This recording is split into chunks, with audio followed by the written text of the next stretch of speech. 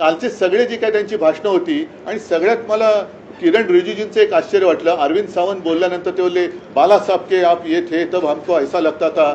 रिजिजू साहेब, मला पण काल वाईट वाटलं की तुमच्या तोंडावर तुमच्या नाकावर टिचून नव्हे ठणकावून तुमचे मित्रपक्ष जदयूचे ते लल्लन सिंग बोलले, TDPचे त्यांचे कोणते नेते ते बोलले, एका पाठोपाठ एक त्यांची भाषणं झाली की आम्ही मुसलमानांच्या म्हणजे ते बोलले की हिताचं रक्षण करणार, आम्ही त्यांच्यासाठी अमुक करणार, आम्ही आणि हे असहाय्यपणाने म्हणजे असं चीन समोर किंवा अमेरिकेसमोर आपली अवस्था झाली.